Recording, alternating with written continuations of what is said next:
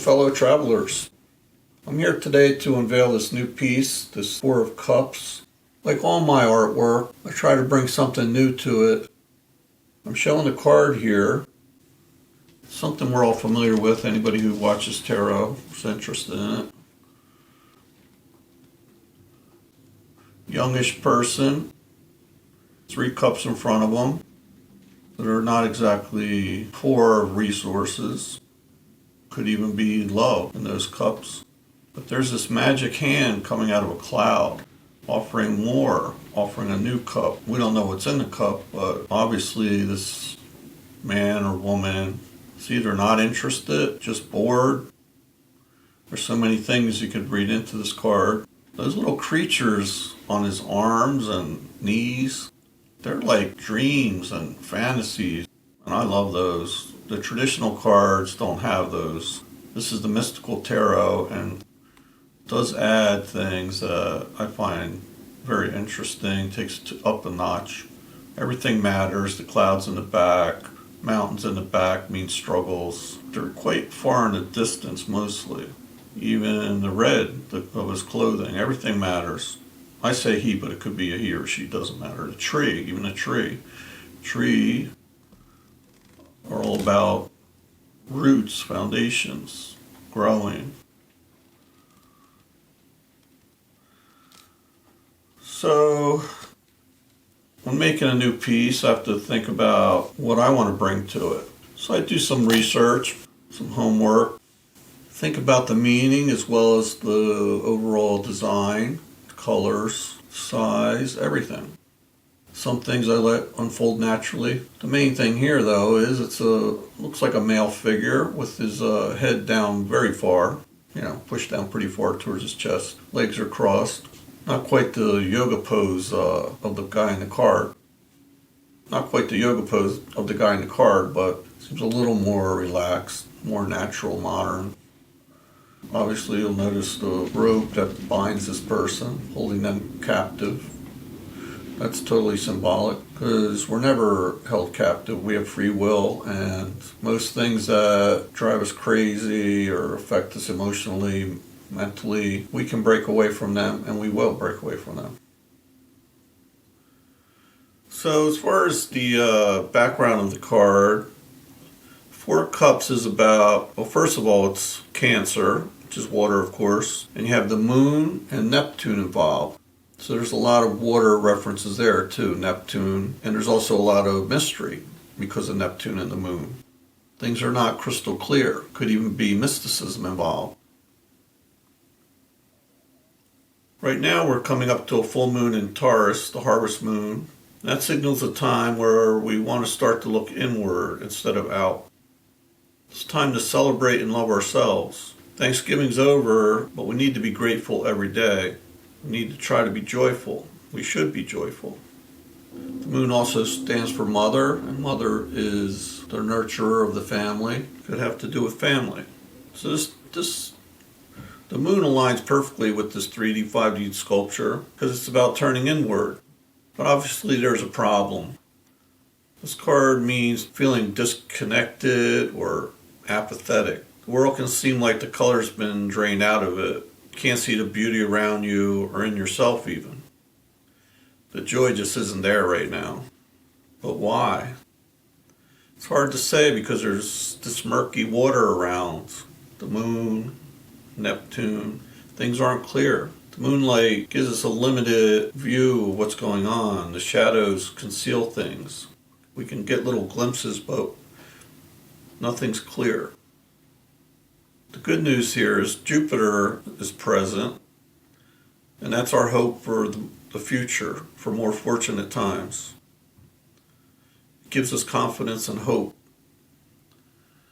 When it comes to the piece I have on the side, you see that little, it's almost like an amulet, or it could be a lot of things.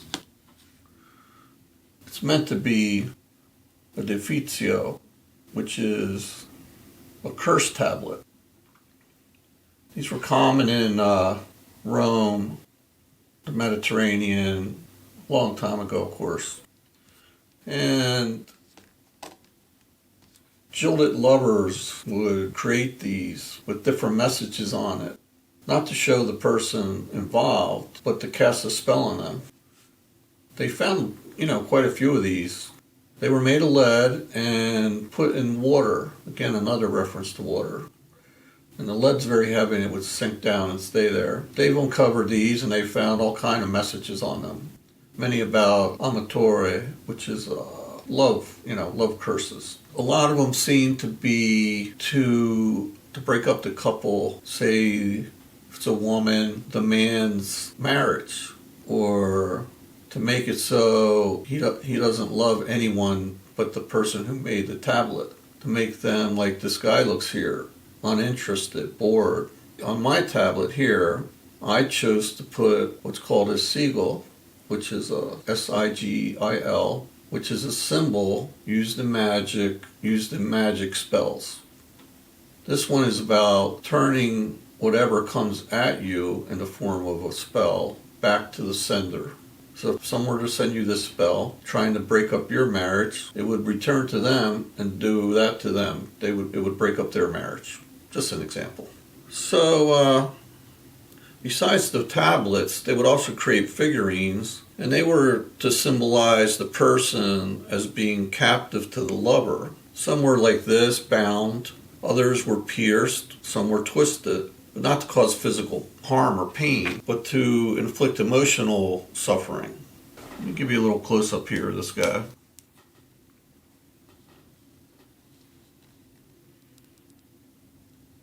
It's dark and rainy here today. You might hear it outside.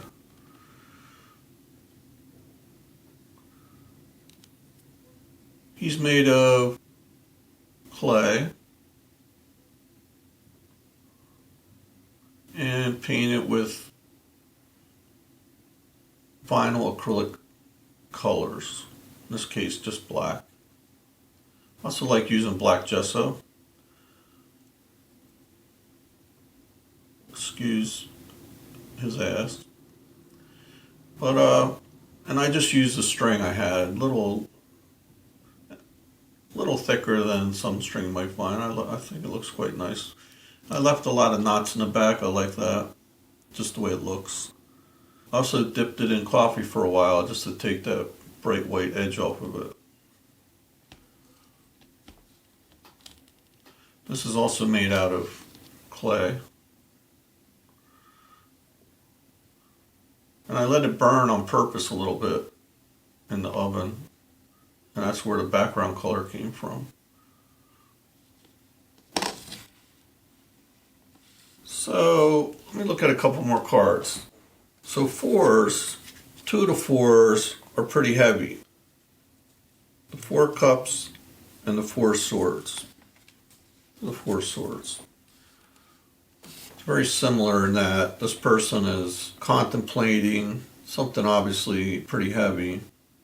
There's a lot of various meanings to all these cards. Some say it's a soldier who came back from war and that they used to lay in a casket to remind them that they're still here and that some of their fellow soldiers were killed in battle. We have the murkiness of the moon, the dogs howling, and strange things going on in the water, mirrored reflections.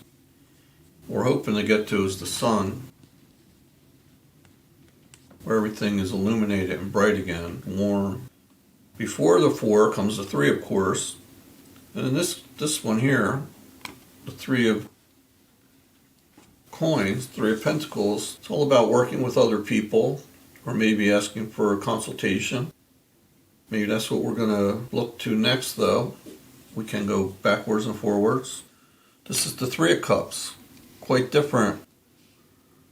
Then again, the 3 of cups mostly is thought to be harvest time, like we talked about the harvest moon. And we talk about people having fun. Looks like they're drinking wine from the harvest, dancing in a circle, happy. Same time, this card can mean a third party situation.